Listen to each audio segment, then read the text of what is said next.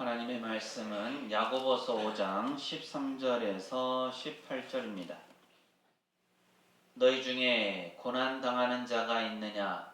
그는 기도할 것이요. 즐거워하는 자가 있느냐? 그는 찬송할지니라. 너희 중에 병든 자가 있느냐? 그는 교회의 장로들을 청할 것이요. 그들은 주의 이름으로 기름을 바르며 그를 위하여 기도할지니라. 믿음의 기도는 병든 자를 구원하리니 주께서 그를 일으키시리라. 혹시 죄를 범하였을지라도 사하심을 받으리라. 그러므로 너희 죄를 서로 고백하며 병이 낫기를 위하여 서로 기도하라. 의인의 간구는 역사하는 힘이 큼이니라. 엘리야는 우리와 성정이 같은 사람이로되 그가 비가 오지 않기를 간절히 기도한즉 3년 6개월 동안 땅에 비가 오지 아니하고 다시 기도하니 하늘이 비를 주고 땅이 열매를 맺었느니라. 아멘. 한 주간 평안하셨습니까? 8월의 끝자락을 향해 가고 있습니다. 특히 오늘은 24절기 중에서 처서예요. 처서. 처서가 무슨 절기입니까?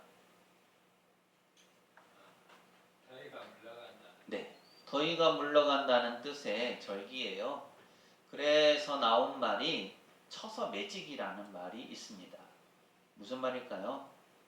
처서가 지나가게 되면 마법처럼 무더위가 꺾이고 아침 저녁으로 선선한 바람이 불어온다고 해서 붙여진 말이죠.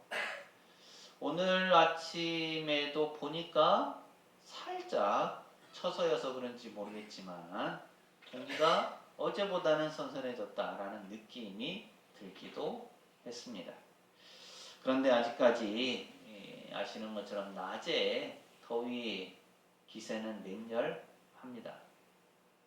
사람들이 지칠 수밖에 없는 환경이 지속되고 있습니다. 물론 일부 지역에서는 비가 많이 와서 어려움에 빠지고 했지만 이쪽 지역은 비가 많이 오지 않아서 계속되는 가뭄으로 인해서 어려워하는 것 같습니다.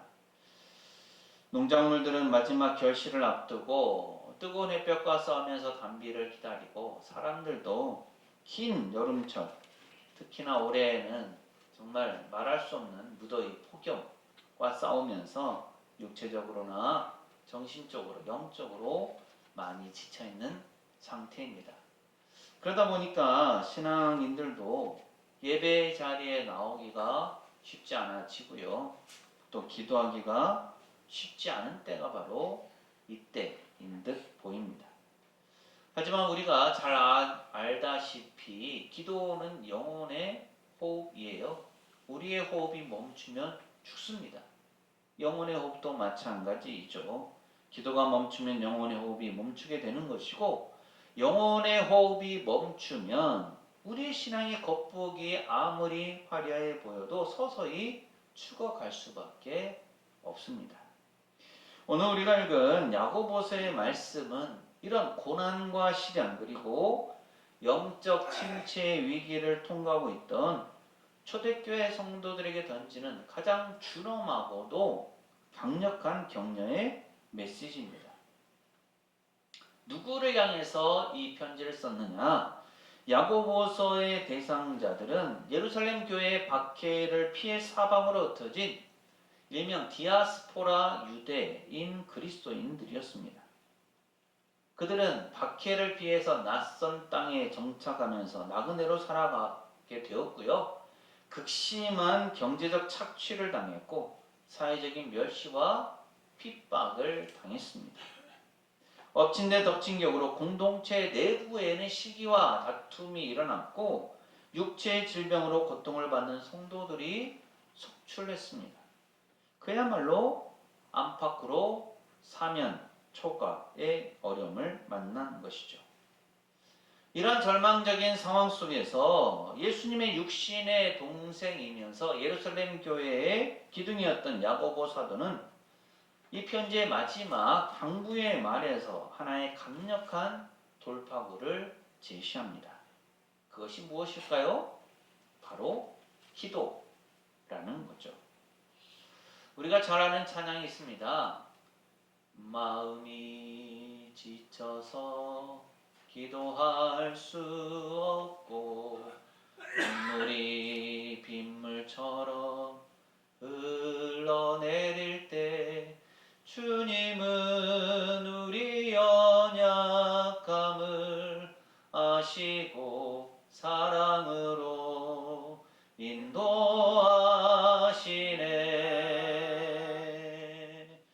누군가 널 위하여 누군가 기도하네.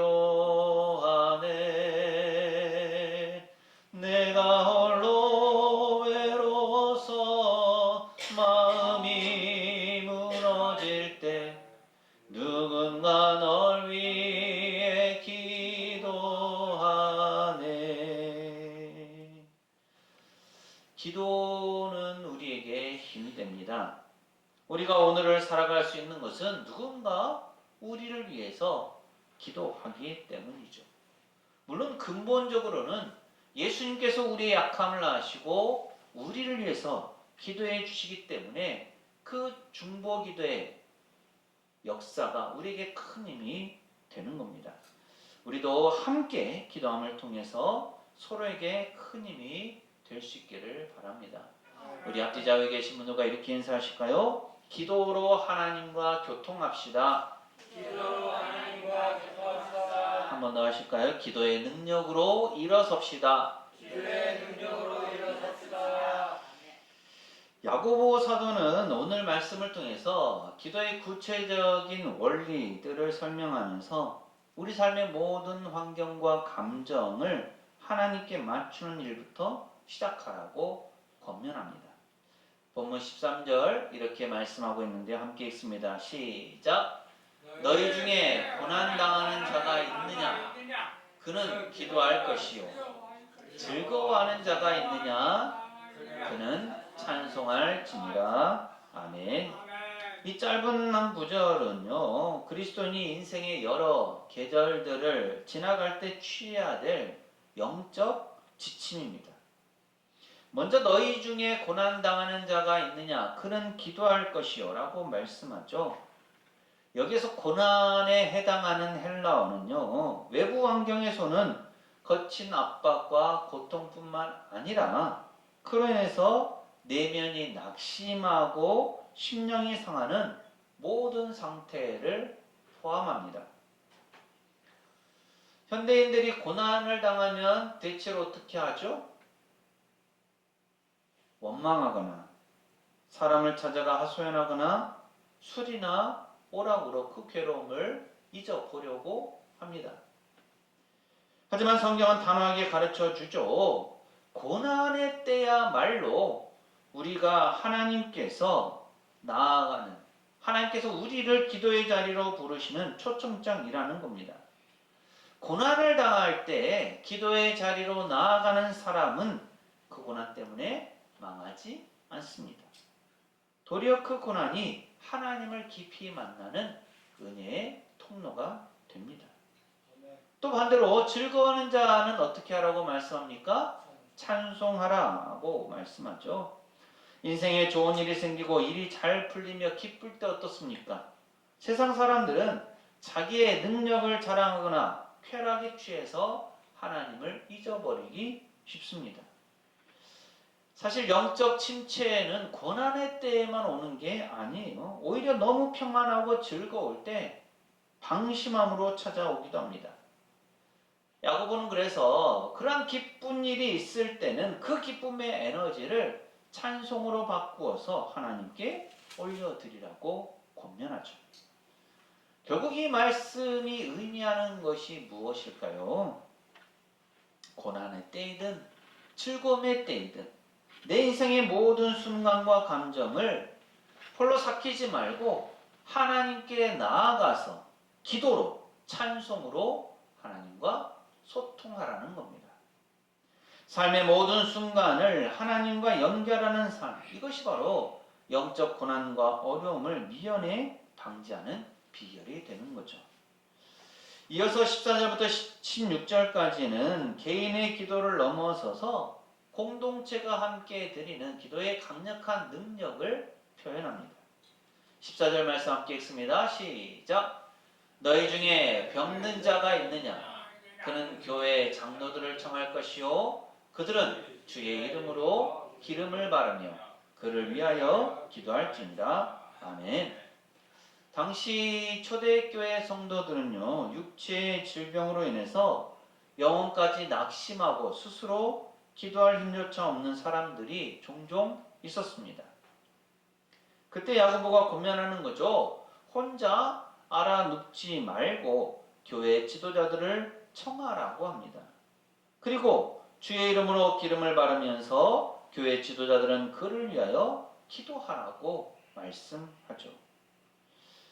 여기서 주의 이름으로 기름을 바른다는 것은 당시 의학적인 그 치료를 다함과 동시에 궁극적으로 치유의 주권이 만병의 의사 되신 예수 그리스도의 이름에 있음을 선포하는 행위입니다.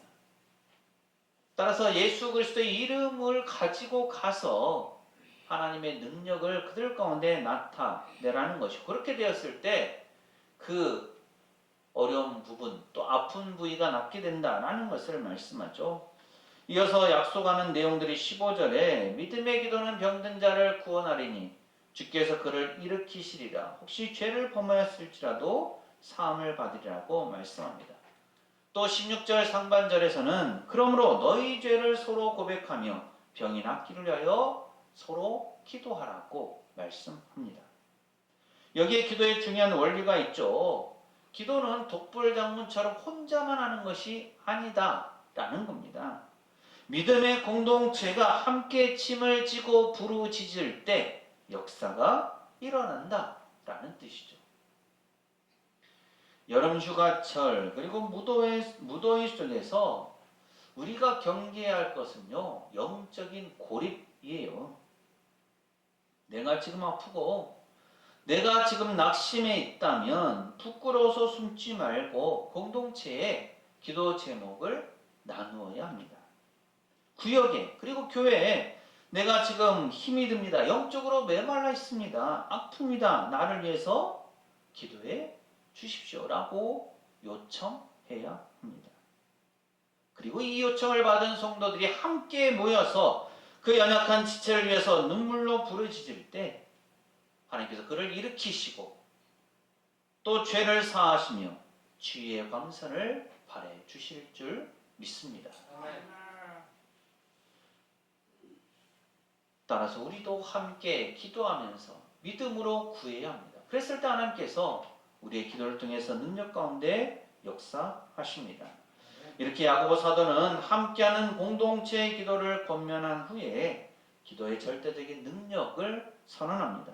16절 하반절 이렇게 말씀하죠. 의인의 간구는 역사하는 힘이 큼이니라. 이 짧은 선언 속에 기도의 모든 능력이 담겨 있습니다. 여기서 의인이 누구인가? 라는 것이 중요하겠죠. 여기서 의인은 도덕적으로 죄를 전혀 짓지 않은 완벽한 인간을 뜻하지 않습니다. 이신칭의죠. 믿음으로 말미암아 이롭다함을 받는 겁니다. 예수 그리스도의 보혈을 의지하여 하나님 앞에 죄사함을 받고 하나님과의 바른 관계 속에서 주님의 뜻을 구하는 사람, 그 사람이 바로 의인이죠. 즉 믿음을 가지고 하나님과 교제하는 모든 사람들, 그리스도인이 바로 의인입니다. 그 의인이 드리는 간구, 마음을 쏟아붓는 간절한 기도가 역사하는 힘이 크다고 말씀하는 겁니다. 여기서 역사하는 힘이 크다는 말도 강력한 에너지가 실제로 살아서 움직임에 역사한다는 뜻입니다. 즉 우리가 드리는 기도가 허공에 머무는 메아리치는 그런 기도가 아니라 하나님의 보좌를 움직이고 영적 세계의 판도를 바꾸며 현실의 장벽을 무너뜨리는 강력한 다이너마이트와 같은 에너지가 있다는 뜻이죠. 오늘날 많은 이들이 기도의 능력을 불신합니다. 뭐 기도한다고 달라지는 게 뭐가 있어? 어차피 세상은 세상 논리대로 돌아가고 내 상황은 크게 변하지도 않는데.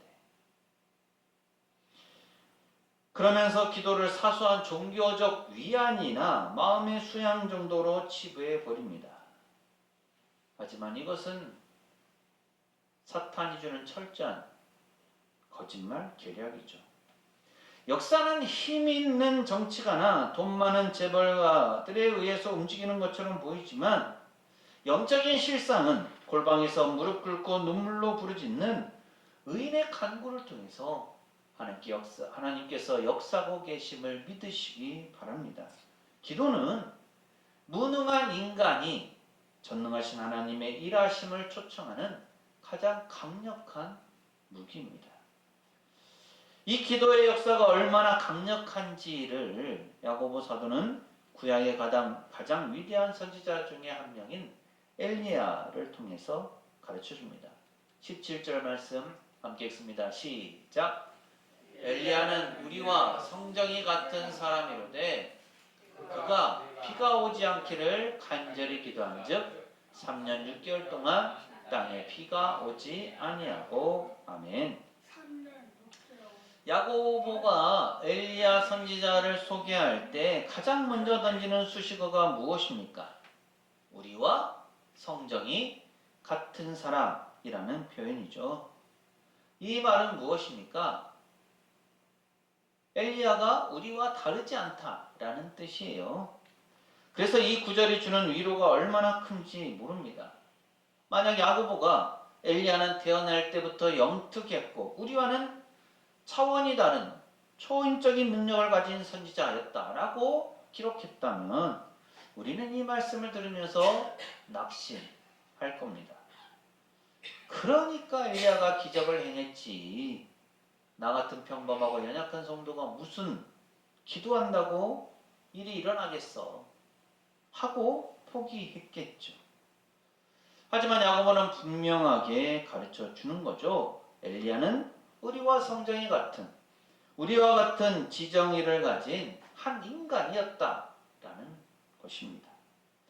기울어지는 실 앞에서 두려워 떨 줄도 알았고 이세벨의 말 한마디에 두려워서 도망을 칠 줄도 알았으며 로뎀나무 아래에 주저앉아서 우울증에 빠져 차라리 나를 죽여달라고 비틀거리던 한계 많은 인간이었습니다.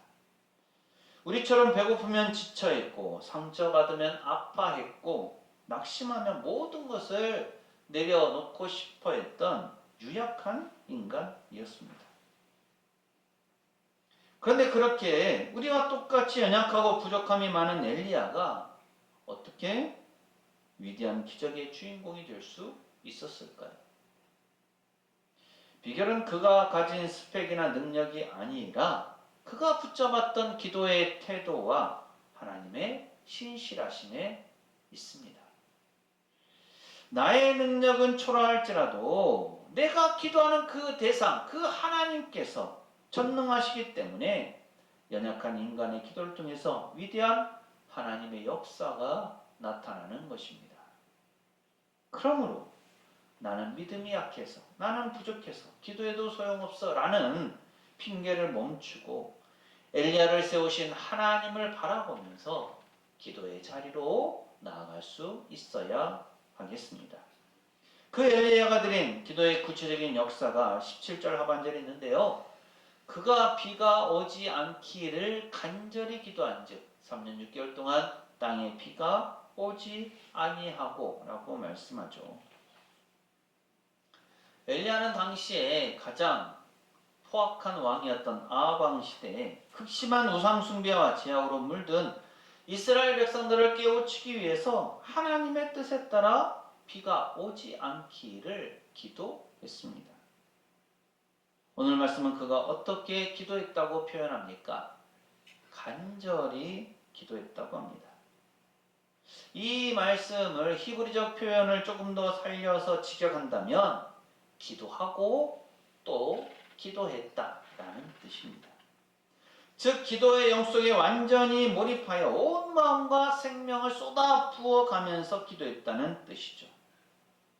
엘리야가 그렇게 기도하자 어떤 일이 일어났습니까? 무려 3년 6개월 동안 온 지면에 땅이 한 방울도 내리지 않는 초자연적인 역사가 일어났습니다. 한 사람의 기도가 자연의 법칙을 멈추고 하늘 문을 닫아 버린 것이죠. 엘리야가 왜 이렇게 기도했습니까? 왜 그는 비가 오지 않기를 구했을까요? 그것은 이스라엘 백성들, 이스라엘 땅을 저주하기 위해서가 아니었습니다. 메마른 가뭄을 통해서 그들이 가짜 신인 바알 우상을 버리고 진짜 생사화복을 주관하시는 그 하나님께로 돌아오도록 만들기 위한 제동 장치였죠. 때로 우리 인생에도 찾아오는 극심한 가뭄과 메마름은 우리를 망하게 하려는 하나님의 조주가 아닙니다. 오히려 세상으로 향하던 우리의 발걸음을 멈추고 기도의 자리로 돌아오게 만드시려는 하나님의 강력한 사인일 수 있음을 기억해야 합니다. 이어서 3년 반의 기나긴 가뭄 끝에 엘리야가 다시 행동하죠. 야고보서 5장 18절 말씀 함께 읽습니다. 시작. 다시 기도하니 하늘이 비를 주고 땅이 열매를 맺었느니라. 아멘. 엘리야가 다시 기도하자 굳게 닫혔던 하늘 문이 열리고 폭포수 같은 단비가 쏟아져서 메마른 대지를 적시고 땅이 다시 열매를 맺기 시작했습니다. 우리는 열왕기상 18장에 나오는 엘리야가 다시 기도하는 장면의 모습을 잘 살펴볼 필요가 있어요. 엘리야는 갈멜산 꼭대기로 올라가서 땅에 꿇어 엎드려서 그의 얼굴을 무릎 사이에 놓고 간절히 기도했습니다. 자신의 얼굴을 무릎 사이에 집어넣을 정도로 온몸을 웅크린 채 자신의 존재는 감추고 오직 하나님의 얼굴만을 구하는 철저한 겸손과 복종의 기도였습니다. 또한 그의 기도는 지속적인 기도였죠. 그는 사환에게 기도하면서 바다 쪽을 바라보라고 하면서 한 번 기도하고 끝낸 것이 아니라 아무런 징조가 보이지 않음에도 불구하고 7번까지 다시 가라고 하면서 7번을 반복하면서 기도했습니다. 그래서 보여준 것이 손바닥만한 작은 구름이었어요. 그 손바닥만한 작은 구름이 일어날 때까지 또 자신의 기도가 응답되어질 그때까지 포기하지 않고 끈질기게 매달린 기도의 무릎이었습니다. 오늘 우리가 기도하는 모습은 어떻습니까? 우리는 너무나 쉽게 기도를 포기합니다. 한두 번 기도해보고 안 되면 낙심하죠. 하나님께서 다른 기도는 다 들어주시는데 내 기도는 안 들어주시네 하고 뒤돌아서 버립니다. 그러나 오늘 야고보가 엘리야를 통해서 우리에게 도전하는 기도는 바로 응답이 올 때까지 꿇어 엎드리는 무릎의 기도, 끝까지 포기하지 않는 지속적인 기도입니다. 우리가 함께 눈물로 기도의 씨를 뿌리고 계속해서 부르짖을 때 하나님의 놀라운 역사가 시작될 줄 믿습니다. 아멘. 사랑하는 성도 여러분, 언제나 그렇지만 지금이 바로 신앙인으로서 우리가 기도의 무릎을 꿇어야 할 때입니다. 우리의 삶에 있어서 위기들이 많이 있지만 진정한 위기는 환경의 가뭄이 아니라 우리의 삶의 기도의 무릎이 사라진 기도의 가뭄입니다. 하나님은 오늘 우리에게 대단한 능력이나 화려한 스펙을 요구하지 않으십니다. 엘리야는 우리와 성정이 똑같은 한 연약한 인간이었습니다. 다만 그는 고난의 때 낙심하는 대신 기도의 자리를 택했고 하나님의 약속을 붙들고 두 무릎 사이에 얼굴을 넣은 채 손바닥만한 한 구름이 일어날 때까지 간절히 그리고 지속적으로 부르짖었을 뿐입니다. 이제 우리도 느슨해진 신앙의 자리를 털고 일어나야 합니다. 삶의 모든 고난과 즐거움을 기도로 하나님과 연결시킬 수 있어야 합니다. 혼자 힘으로 기도하기 벅차다면 교회 지체들에게 기도를 요청하면서 함께 기도의 손을 모아야 합니다. 그리고 우리가 함께 엘리야처럼 무릎을 꿇고 하나님을 향해 부르짖어야 하겠습니다. 엘리야의 그 간절한 무릎의 기도를 통해서 3년 반 동안 닫혀있던 이스라엘의 하늘이 열렸던 것처럼 우리의 믿음의 기도로 막혀있던 문이 열리고 메말랐던 영혼 위에 성령의 담비가 쏟아지는 역사가 일어날 줄 믿습니다. 아멘. 8월의 마지막 때 우리가 함께 믿음으로 기도함으로 삶의 모든 장벽을 돌파하고 다가오는 계절 가을에 풍성한 영적 열매를 하나님께 드릴 수 있는 우리 모두가 되시기를 간절히 소망합니다. 기도합니다. 하나님 아버지, 오랜 무더위 속에 저희의 영혼과 기도의 자리가 말라붙어 있었음을 회개합니다. 머리로는 기도해야 함을 알면서도 현실의 무게에 짓눌려 기도의 무릎을 꿇지 못했던 저희의 영적 게으름과 무기력함을 용서하여 주옵소서. 아멘. 인생의 고난을 만날 때 원망하거나 낙심하지 않게 하시고 오직 삶의 모든 순간을 기도로서 주님과 연결하게 하옵소서. 아멘. 홀로 외로이 알아눕지 않게 하시고 믿음의 공동체와 함께 죄를 고백하며 서로를 위해 합심하여 부르짖음으로 치유와 회복의 역사가 일어나게 하여 주옵소서. 엘리야가 저희와 똑같은 연약한 인간이었음을 기억합니다. 저희의 연약함에 함몰되지 않게 하시고 의인의 간구는 역사는 이미 크다고 하셨으니 전능하신 하나님을 신뢰함으로 다시 한번 기도의 무릎을 꿇게 하여 주옵소서. 얼굴을 무릎 사이에 넣고 끈질기게 부르짖었던 엘리야의 간절함과 지속성을 가지고 함께 믿음으로 기도하게 하옵소서. 그리하여 오랜 시간 닫혀있던 하늘문이 열리게 하시고 메말랐던 저희의 심령과 가정, 일터와 교회 위에 은혜의 담비가 쏟아져 내리게 하여 주옵소서. 예수님 이름으로 기도합니다. 아멘. 기도는 우리를 하나님께로 향하게 하는 복된 선물입니다. 우리가 기도로 함께할 때 하나님의 놀라운 역사를 이어갈 수 있습니다. 사랑하는 새송교회 교우 여러분, 이 말씀을 가슴에 새기고 세상으로 나가십시오. 하나님께서 우리와 함께 하십니다.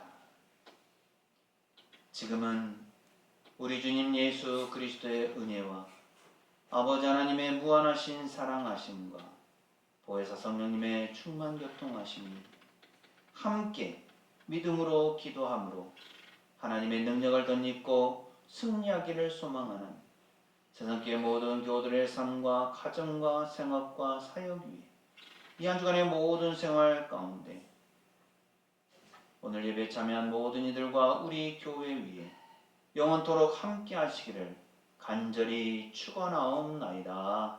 아멘.